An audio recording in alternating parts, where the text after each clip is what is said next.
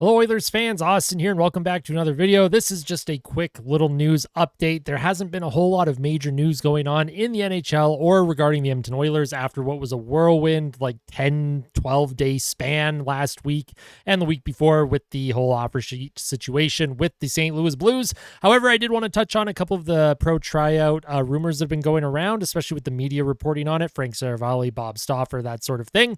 And then I wanted to take a look at the Oilers' projected lineup and also discuss their defensive situation. We've talked about the right side of D, but we haven't talked a lot about the left side. Someone in the comments the other day let me know that the left side, if there's an injury, doesn't look great. Now, my whole focus has been finding a right defenseman, someone that can play in that top four, because obviously you don't want to just rely on Emberson for that, or Stetcher for a long period of time, although I'm not saying that Emberson or Stetcher can't handle those minutes, but obviously we'll see what the Oilers end up doing, and my cat wants to come say hi. Hi, Taz.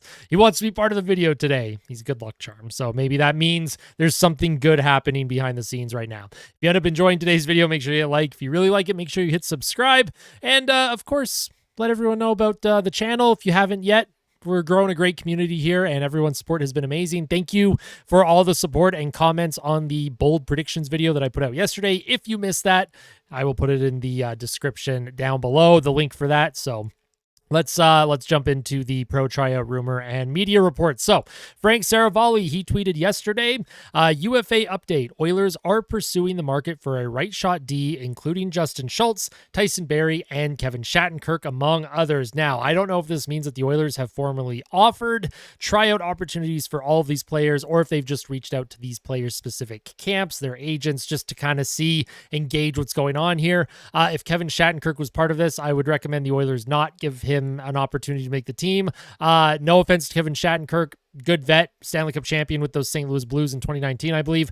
I watched him on the Bruins a lot last year, and I really didn't like his play. He really has taken a step back in terms of his puck moving and his skating. But again, if it's just an extra vet to have, a seventh D-man, obviously, like, you can't really go wrong with that. Justin Schultz and Tyson Barrie are very interesting, because I feel like both defensemen think that they're good enough, or at least their agents think that they're good enough to warrant a full contract, not just a tryout.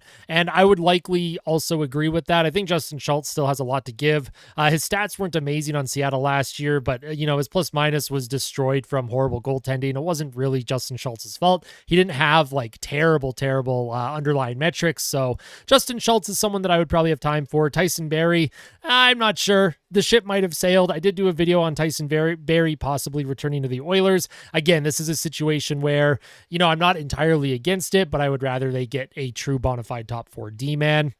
And then, of course, Saravalli mentions Max Pacioretty has offers in hand from at least 3 teams. The veteran forward expected to make a decision soon. Pacioretty is probably not on the Oilers' radar. They have more than enough forwards right now and offensive scoring threats. I don't think Pacioretty's coming to Edmonton here. Just something I thought I'd mention since Saravalli tweeted it. And then I wanted to mention Bob Stauffer's tweet that he put out the day before, so the 22nd.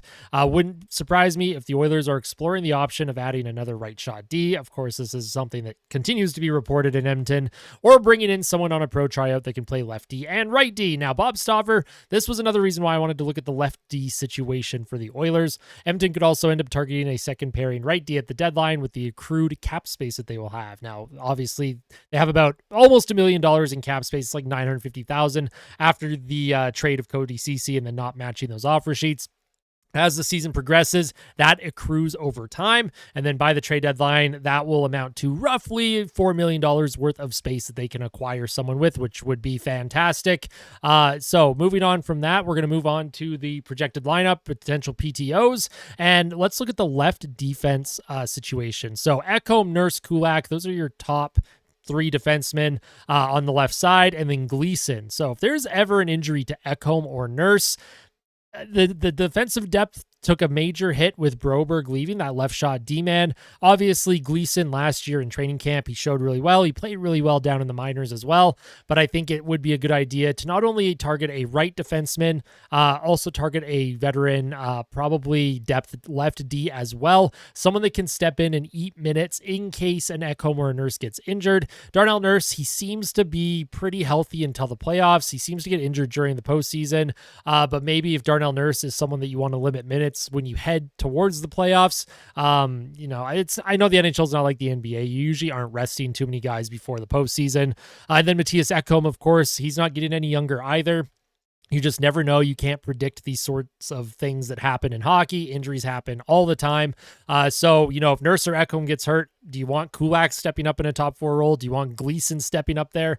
Probably not super great, so it would be good to get a left defenseman. I want to know all of your thoughts. What defenseman should the Oilers be targeting, whether through trade or whether it's through a tryout right now? Tyson, Barrie, Justin Schultz, Kevin Shattenkirk are the rumored targets right now, but I want to know your thoughts, so please let me know. Thank you so much for watching. I know this isn't really like a major video or anything, but it is just a little update, and it gets me to continue making videos for you guys. So make sure you hit like, make sure you comment your thoughts and opinions. I love hearing them. I love discussing it all with you, and always tell someone that you love them. Appreciate it, Oil Country. We'll see you in the next one. Take care.